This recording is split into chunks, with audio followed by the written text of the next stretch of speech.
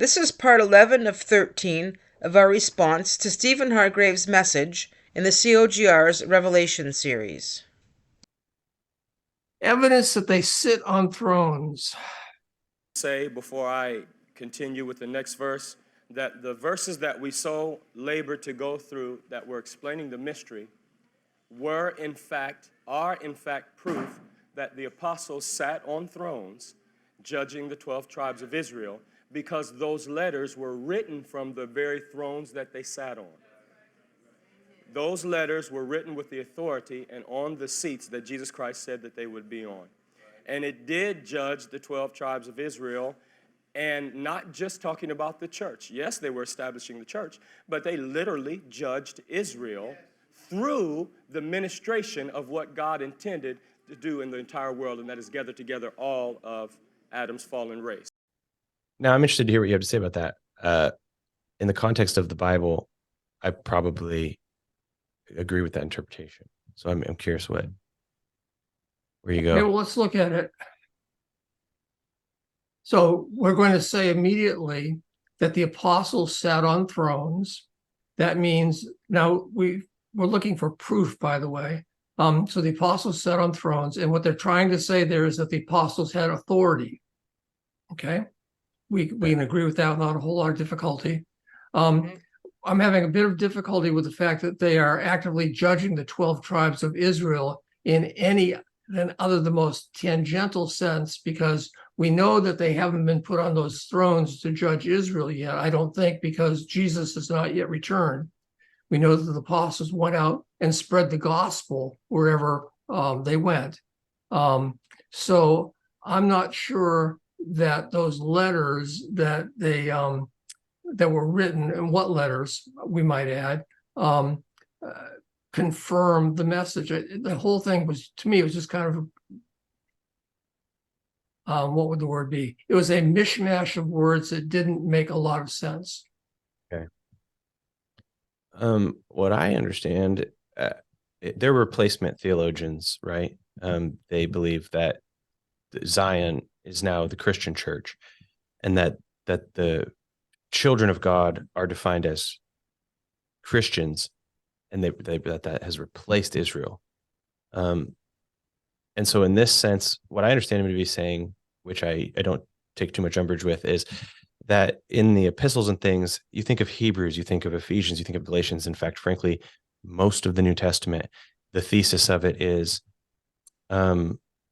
we're democratizing spirituality now. And Israel has these problems, or she's in bondage with her children, right? And all of these metaphors that are used as judgment against Israel. You see Jesus in his ministry saying, not a stone here is going to be left. I'm giving you back your house desolate. I'm cursing the fig tree. Myriad metaphors for New Testament people judging the old quote unquote dispensation, the Jewish religion. So that seems why it seems to hold water for me as a metaphor.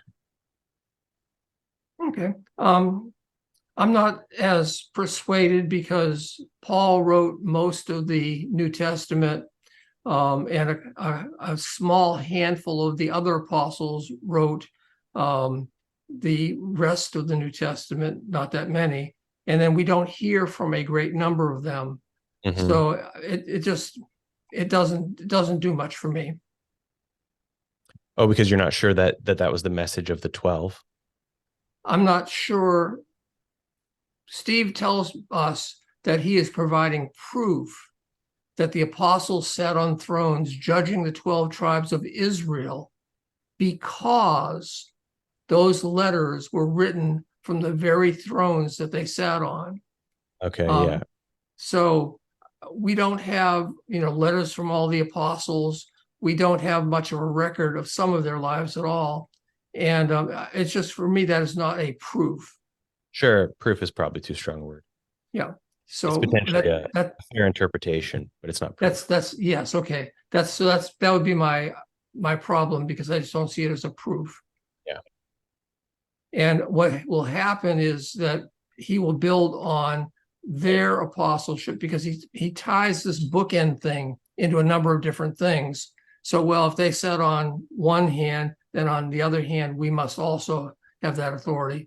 So I was unpersuaded by it. Yeah, which is an important point because, like you said, this first premise leads to the next more dangerous premise. And that's what I see them doing with scripture. So I'm not finding proof in there either in what he's claiming, but I do see them over and over again taking a few scriptures and twisting those and using those to elevate themselves into an apostleship position right now, which they claim they're sitting on messianic seats here as judges. Any opportunity they can take to find a scripture that they can add meaning to and say, this is what it means, therefore, this is where we are right now. They take every opportunity to do that. It's always self-aggrandizing, which should be a red flag. yeah. This concludes our video. Thank you for joining us. The resource slides go by rather quickly for sake of time. You may wish to pause on them to read them. There is a link in the description box to the Google Classroom where you will find the resources for this video. Disappointment is a bitter pill to swallow, paying back the hope I borrowed from someone I never knew. And it's a forfeit, humans in the suits of heroes, undressed by whispered conspiracies, in quest for the truth. But if the truth